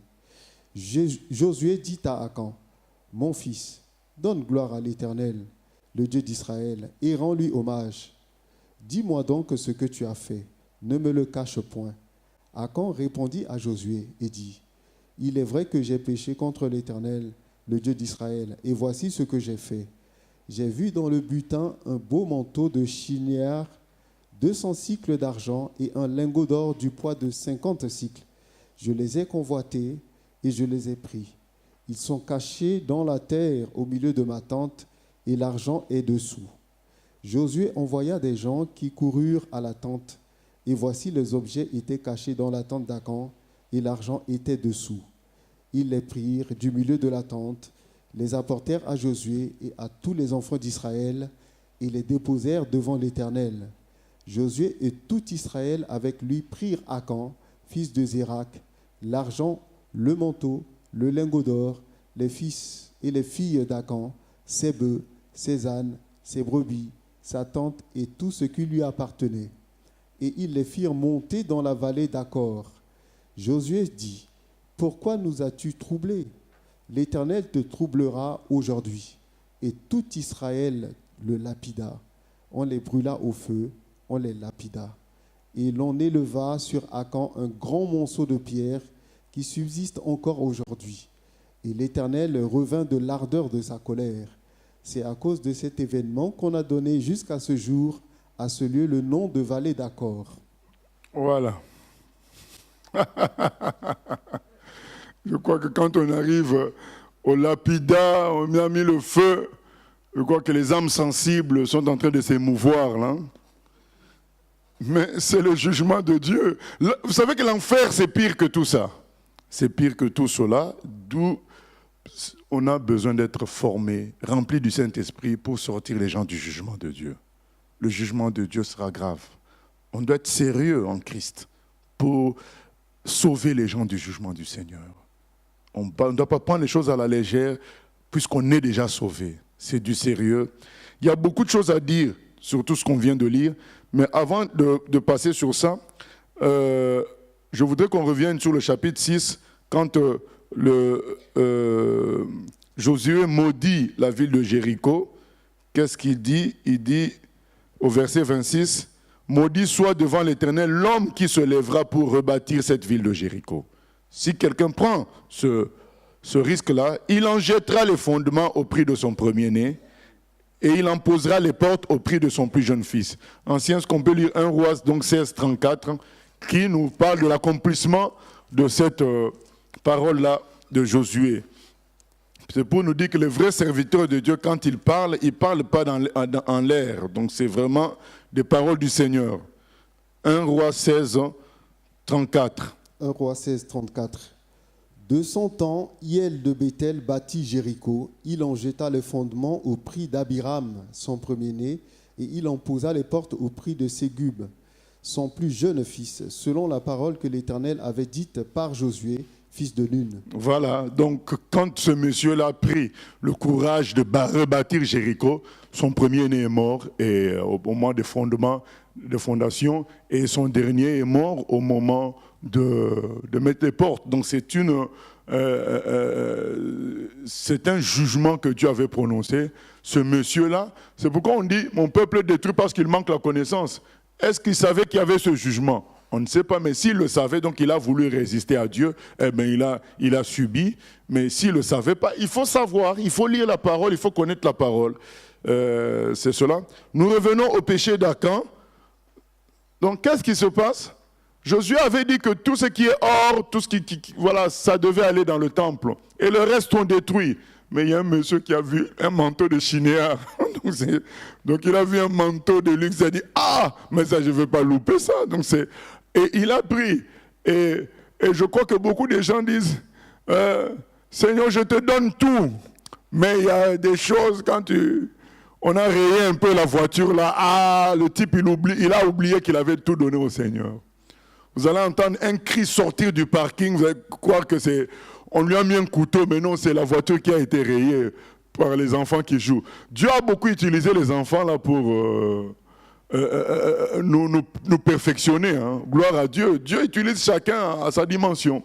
On raye la voiture, tu sors là, oh, mais tu te souviens, j'avais donné aussi la voiture à Dieu. Mais il y en a qui oublient qu'ils avaient donné, ils récupèrent en ce moment-là, quoi. On entend un cri du parking, on vient, mais c'est pas une attaque terroriste, c'est la voiture qui a été rayée. Et c'est ça. Donc le monsieur a vu un manteau de Shinéar. Shinéar, ça veut dire Babylone. Donc un manteau de qualité de Babylone. Il dit, ah, mais là, j'aime bien Josué, mais là, je garde ce manteau. Voilà. Et puis, autre chose, il a pris. Alors, qu'est-ce qu'on apprend de ça? Premièrement, le péché d'un d'entre nous nous touche. Dans la vie chrétienne, on ne doit pas être égoïste. Dire, moi je suis pur, je suis bien. Ah, ne t'en fais pas. Si le frère pêche, ça va freiner le travail de nous tous. Donc on ne peut pas dire, ah ben, voilà, qu'il mène sa vie. Non, on doit prier pour ceux qu'on trouve qui sont dans le péché. Tant qu'ils sont au milieu de nous, ils ne sont pas dans la perfection. On doit prier. On ne doit pas se dire, ah ben voilà, il est comme ça. Voilà, il est comme ça. Comme si, non, peut-être que ça ne va pas empêcher Dieu de nous sauver, nous, tout seuls, mais ça va empêcher le travail que Dieu fait ensemble avec nous comme un corps. Attention. Attention de négliger le péché de l'un d'entre nous en croyant que Dieu veut faire sans lui. Ah non, Dieu l'a placé avec nous. Nous sommes liés. Et c'est ce que Paul dit dans 1 Corinthiens 12. Nous sommes un corps. Nous sommes liés. Tu ne peux pas dire, ah ben c'est le doigt, moi je ne suis que l'œil. Ah mais oui, mais quand le doigt a mal, il y a la fièvre et puis toi, tout le monde va en pâtir. Donc ça nous appelle à nous intéresser les uns aux autres et à nous laisser utiliser par Dieu pour nous corriger les uns les autres. C'est ce que dit la parole. Si ton frère a péché, va le voir. Donc on ne peut pas dire, ah ben voilà, il est comme ça, ah moi je suis bien, je suis correct. Non, mais ça va freiner le travail d'ensemble. On est responsables les uns des autres. Sinon, ça touche le travail d'ensemble. Ne nous amusons pas avec cela. Regardez comment ils ont perdu la guerre contre un petit peuple. À cause d'une personne. La majorité est un ordre. Parce que nous, on est toujours dans une logique de rationalité. La majorité est bien, ben c'est bon. Ah non, ça c'est dans le monde. Avec Dieu, du moment qu'il nous a placés ensemble, si l'un d'entre nous ne va pas bien et que nous on laisse faire, nous tous on subit. C'est cela. Donc la majorité peut subir à cause d'une personne en Christ. Parce qu'en Christ, tout le monde est important aux yeux de Dieu. Dieu n'est pas dans une logique 99 c'est plus important que 1. Dieu, il n'est pas comme ça. Il faut qu'on apprenne à le connaître. Vous vous souvenez de la brebis perdue, non? La parabole de la brebis perdue. On laisse 99, on va chercher une seule brebis. Donc, on comprend le système et la logique de Dieu. Dieu n'est pas dans une logique démocratique à dire, bon, la majorité est correcte, c'est bon. Ah non, lui veut que tout l'ensemble soit correct. Et que la majorité, bon, si elle est correcte, qu'elle prouve qu'elle est correcte en s'occupant de la minorité. Que les forts supportent les faibles. Quand maintenant les forts disent, mais nous on est forts, les faibles sont faibles, mais nous on va y aller comme ça. Ah non, oui, on va y aller, mais tout en nous occupant des faibles. Ne serait-ce que dans la prière, ne serait-ce que dans l'exhortation. On doit continuer à travailler. On ne peut pas baisser les bras et dire, moi je m'occupe de ma vie. Il y a un côté de cela, ça veut dire que, qu'est-ce que je veux dire qu'il y a un côté de cela? Ça veut dire que je ne veux pas me freiner dans ma progression à cause de quelqu'un qui ne veut pas, qui traîne avec Dieu. Mais en même temps, je dois tout faire pour le relever, parce qu'on est liés. Voilà. Je ne laisse pas freiner à cause de lui, à cause de ta femme, à cause de ton mari, à cause de tes enfants ou à cause de tes parents. Tu ne te laisses pas freiner, mais tu dois quand même les relever aussi. Prier, exhorter, faire ce qu'on peut selon la conduite du Saint-Esprit, mais avoir à cœur qu'on est quand même, on est liés. C'est très important. Et on voit les conséquences. Deuxième problème, le raisonnement bien-aimé, le rationnel. Ils se sont dit quoi? Quand il a envoyé les gens explorer, les gens, qu'est-ce qu'ils ont dit? Oh, ils sont en petit, en nombre. On va envoyer que 3000 personnes. On n'a pas besoin d'envoyer tout le peuple pour ce petit nombre-là. Donc, alors que quand ils ont conquis Jéricho, qui est-ce qui a donné les instructions? Dieu lui-même. Vous allez faire ceci, vous allez tourner une fois, 2 fois, machin, truc. Là, ils se disent, comme l'ennemi est petit, on n'a pas besoin de grandes stratégies, on n'a pas besoin de Dieu. On va faire... C'est pas normal. Un chrétien doit associer Dieu à tout. Il doit l'associer même à ce qu'il peut faire. Comme j'ai l'habitude de dire, tu vas aller faire des courses. Tu as 15 000 € dans ta poche pour faire les soldes. Tu pries quand même que Dieu te montre. Mais tu ne te satisfais pas, j'ai 15 000, je ne calcule pas la dépense. Donc ça c'est l'orgueil. Tu dis, Seigneur, guide-moi. Même si je suis millionnaire, j'ai besoin de faire les courses selon ta sagesse, que tu m'évites aussi les produits qui coûtent cher. La personne se dit quoi? Je suis millionnaire, mais que j'achète cher ou pas, où est le mal? J'ai l'argent qu'il faut, mais c'est l'argent de Dieu. Donc tu dois prier, même si tu es millionnaire, qu'il te fasse dépenser le moins possible. Qui te conduise, bref, qui te conduise. Voilà, je ne veux pas donner des techniques de solde, mais qui te conduise dans ça, même si ça paraît très humain, les soldes, mais que Dieu te conduise. Parce qu'il peut te dire, cette année, je ne veux pas que tu fasses les soldes. Il peut te le dire aussi.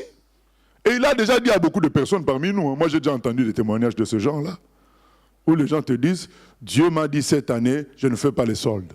Voilà. Même quand tu as appris que ça bouge du côté de Saint vers là-bas, tu restes à la maison. Parce que Dieu te l'a dit. C'est une réalité. Mais nous, on a tendance, quand c'est des petites choses, bon, on va faire ceci, on va faire cela. Surtout quand c'est des sympathisants chrétiens, on se dit, bon, il connaît plus ou moins la parole, on n'a pas besoin de prier pour lui parler, on n'a pas besoin... Vous n'avez pas vu que parfois on a traîné beaucoup plus avec des gens qui viennent à l'église que des gens qui sont venus 1 fois, 2 fois. Ils sont touchés, ils se convertissent. Alors que certains viennent régulièrement et ne sont pas touchés. Mais ça montre que le raisonnement rationnel dans les choses de Dieu, ça ne tient pas. Et ils se sont dit, ils sont peu nombreux, on peut les massacrer, on n'a pas besoin de prier, on n'a pas besoin de la conduite du Seigneur. Allez, on y va. Échec total. Et quelle frappe, quoi. Échec total à cause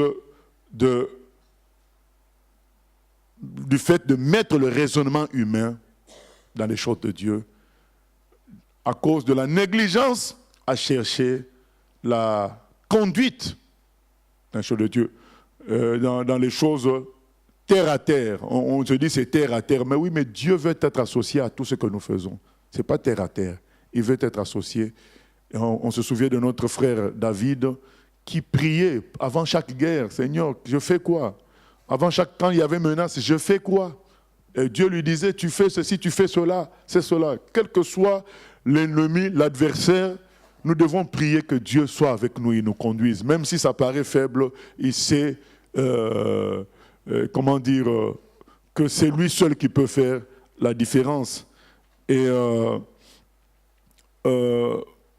finalement, nous devons vraiment faire attention les uns aux autres. Nous nous souvenons de l'épisode aussi d'1 Corinthiens 5. Hein. Bon, on écoute d'abord la question, peut-être on lira 1 Corinthiens 5 mardi prochain. Qui nous parle de ce garçon-là qui a pris la femme de son père et l'apôtre Paul expliquait que mais un peu de levain fait lever toute la pâte. Donc juste ce que va faire ce garçon-là, ça peut détruire l'œuvre de Dieu dans l'église. Même si vous tous, vous êtes de la bonne farine, mais un peu de levain, ça peut détruire. Vous laissez faire, en laissant faire, ça peut tout détruire. Oui, oui. Oui, pasteur, c'est une question à demi hors sujet, mais comme je me la pose, je la pose. Dans Ézéchiel 16, le chapitre nous parle de Jérusalem. Dieu fait des reproches à Jérusalem et il la compare à une femme qui l'a soignée et puis qui finalement l'a trahi. Et le début dit ceci, « Tu diras, ainsi par le Seigneur l'Éternel, à Jérusalem, par ton origine et ta naissance, tu es du pays de Canaan, et ton père était un Amoréen, et ta mère une Étienne. » Je ne comprends pas parce que le peuple d'Israël n'est pas originaire de Canaan par sa naissance. Ah non, c'est la ville. Il s'agit de la ville. La ville même. Dieu a une relation avec le peuple et avec le lieu aussi. En fait, c'est le seul lieu sur la terre qui a une relation avec Dieu. Tous les autres endroits, c'est lié au fait que les humains sont déçus. Mais le seul lieu à qui Dieu s'adresse directement, c'est Jérusalem. Il y a quand même différence entre Jérusalem et même Israël, tout le territoire, et Jérusalem, ce n'est pas la même chose. Jérusalem, c'est particulier. Il n'y a pas que dans ce passage, dans beaucoup d'autres passages. C'est vraiment Jérusalem direct avec le Seigneur. Voilà, donc nous revenons un tout petit peu mardi prochain sur cet épisode d'Aïe pour citer 1 Corinthiens 5. Voilà. Oui.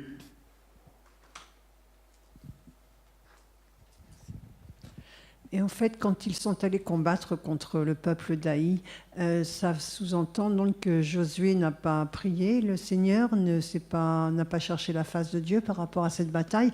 Et on peut considérer que s'il l'avait cherché, Dieu lui aurait dit par avance le problème de ce qu'il avait pris. Voilà. S'ils avaient prié, s'ils avaient cherché la conduite du Seigneur, Dieu aurait dit qu'il y a un problème, réglé d'abord ça. Parce que quand ils l'ont fait, il a dit. Donc là, Josué a écouté les gens qui lui ont donné le conseil. Vous savez, dans toute chose, il faut connaître aussi l'ordre des choses. C'est Josué le conducteur. Et les gens ils discutent entre eux, ils concluent qu'on n'a pas besoin de beaucoup de gens. Ils viennent à dire à Josué, c'est ça il y a pas beaucoup de gens, c'est pas à peine que tu fatigues le peuple. Lui, il suit. Je ne veux pas dire par là que celui qui a l'autorité ne peut pas suivre. Mais avant de suivre, lui doit parler toujours à Dieu. Voilà. Lui, on lui donne un conseil sage, surtout il se dit, oh, c'est vrai, 3000 personnes, 7000, ils ne sont pas beaucoup les gens d'Aïe. Oui, il suit. Et c'est ce qui arrive parfois, c'est ce qui est arrivé à Adam. La femme a parlé avec Satan, on vient lui dire, ben voilà la situation, toi aussi tu manges. Et il a mangé, mais les gens ont parlé à côté. Donc, c'est toi qui as l'autorité, c'est toi qui dois décider. Donc, ça doit venir de ta communion avec Dieu. Mais il y a un groupe de gens qui décident quelque chose, ils viennent te soumettre. Maintenant, toi, tu prends l'engagement à leur place, parce que c'est toi, c'est à toi de les conduire, mais c'est eux qui te conduisent. Quand quelqu'un a une autorité, que ce soit l'homme dans la maison, que ce soit les serviteurs de Dieu, nous devons apprendre à écouter Dieu. Donc même quand les gens nous donnent des bons conseils, c'est bien. Mais d'abord, que Dieu puisse nous donner le feu vert. Et beaucoup de gens ont chuté comme ça, par des conseils, des gens qui ont discuté à côté, et après on vient te dire à toi, mais c'est toi l'autorité, les choses doivent venir par toi. Ça ne veut pas dire qu'on ne doit pas écouter, d'ailleurs, que Salomon dit que le mot conseil, ça aide. Mais, puisque le dernier mot te revient, tu as besoin de consulter Dieu d'abord pour dire, ben, écoute, voilà, finalement, je suis ce que vous venez de dire. Ou bien, non, attention, Dieu a dit autrement. Ah, Josué n'a pas fait ça, parce que le conseil était tellement sage, clair et simple, quoi, selon l'intelligence humaine. Or, on ne doit pas conduire les choses selon l'intelligence humaine. Donc, faisons attention. Les gens peuvent nous parler. Nous ne devons pas être des orgueilleux pour refuser d'écouter ce que les autres disent.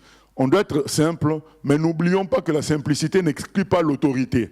Donc, on est simple, mais on doit suivre ce que... on doit se souvenir de la position que Dieu nous a donnée. Si Dieu nous a placés dans une position d'autorité, on doit fonctionner avec cette position-là, ne pas la mettre de côté, sous prétexte que les conseils sont tellement bons et sages. Donc il faut faire attention, surtout quand quelque chose a été discuté ailleurs et on vient te l'imposer à toi l'autorité, faut être vigilant là-dessus et prier d'abord, quoi. Voilà, nous allons prier afin que Dieu nous aide à mettre en pratique tout ce que nous avons entendu là, notamment la solidarité entre enfants de Dieu. Du moment qu'on est ensemble, on ne doit pas mépriser l'autre en disant il est mauvais, il est dans le péché, et pensant que ça ne concerne que lui. Or, on est liés, on est dans le même corps. Nous ne devons pas tomber dans le piège des raisonnements faciles et dire quand quelque chose est facile, on n'a plus besoin de prier, on n'a qu'à pratiquer, on y va. attention, même faire la cuisine, Dieu peut nous inspirer. Il peut nous inspirer dans tout. Donc on a besoin de lui dans tout. On n'a pas à dire, bon, ça, ce domaine-là, non. Et une autre leçon, c'est toujours prier le Seigneur pour tout, que le Seigneur nous aide au nom de Jésus. Seigneur, nous venons prier afin que tu nous aides, comme on avait dit dans les passages d'avant, à obéir aux instructions simples. Même quand on a des grands projets avec toi, que nous ne puissions pas user de rationalité humaine en nous disant, comme le projet est trop grand, il faut un jeûne de 365 jours, ainsi de suite. Non, c'est vrai qu'on doit être sanctifié avant des grands projets, mais obéir à tes instructions pour bâtir ce projet et obéir à tes instructions dans la longueur. Ça peut prendre beaucoup de temps, l'obéissance, mais tes instructions sont toujours simples. Tu ne nous donnes jamais des instructions compliquées. C'est ce que nous avons lu un jour dans Deutéronome. Tu nous donnes toujours des instructions simples et c'est nous qui venons compliquer par la suite. Parce que nous les trouvons trop simples et parfois nous ne voyons pas ce que ça va nous faire gagner directement. Et à cause de cela, nous les négligeons. Par exemple, négliger l'étude biblique parce qu'on ne voit pas directement ce qu'on gagne et malheureusement, on perd en formation, on perd en construction spirituelle, et ce qui va nous empêcher de faire de grandes choses. Ô Éternel, aide-nous à accepter les faibles instructions, les petites instructions, afin de faire de grands exploits plus tard. Et aide-nous, Seigneur, à aimer notre frère qui est dans la difficulté, comme c'est écrit, que les forts supportent les faibles, que nous ne puissions pas nous dire « Ah, moi je suis ma route, je les laisse ». Non, je suis, c'est vrai, ma route, mais tout en faisant un effort pour ramener les autres à la route du Seigneur. Que ce soit ainsi notre fonctionnement, que nous puissions considérer que tu fonctionnes avec nous comme une armée et non pas comme les gens les snipers, les tireurs d'élite, Seigneur, qui parfois œuvrent tout seuls, Seigneur. Nous sommes une armée et que nous puissions nous supporter les uns les autres et nous corriger les uns les autres afin que l'ennemi ne trouve aucune brèche au milieu de nous, Seigneur. Et nous venons prier en même temps pour tous ceux qui connaissent des temps difficiles dans la foi, dans la spiritualité, ou tous ceux qui ont encore des choses dans le cœur dont ils doivent se repentir. Amène-nous, Seigneur, à la repentance afin que ton peuple soit fort et uni face au combat à venir, Seigneur.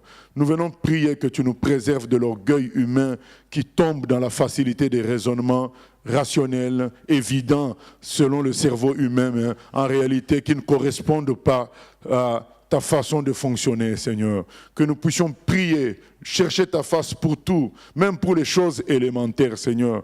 Que ce soit qu'est-ce qu'on doit faire dans les études après le bac? Qu'est-ce qu'on doit faire? Quelle option prendre après le brevet? Seigneur, tout ça, Seigneur, que nous puissions te consulter, prier, que tu nous conduises. Quand nous avons des sollicitations pour le travail, te demander quel choix. Parfois, il y a 3 propositions de poste, Seigneur. Te demander toujours pour construire toujours les grands exploits à venir. Par ces faibles instructions, ça paraît rien du tout. Mais toi, tu construis tout. Avec toi, tout est une construction, Seigneur. Que nous puissions saisir cela. Au nom de Jésus-Christ, nous te demandons ton aide. Et aide-nous, comme nous l'avions dit par rapport à Jean-Baptiste, entre autres, à vivre par la foi, à travers le souvenir des exploits que tu as fait autrefois. Même si nous sommes en difficulté aujourd'hui, que les souvenirs de tes exploits nous amènent à espérer pour l'avenir. Les souvenirs qui sont inscrits dans ta parole et aussi dans nos propres vies et dans la vie des autres bien-aimés. Au nom de Jésus, à toi la gloire, la louange au siècle des siècles. Amen. Gloire à Dieu.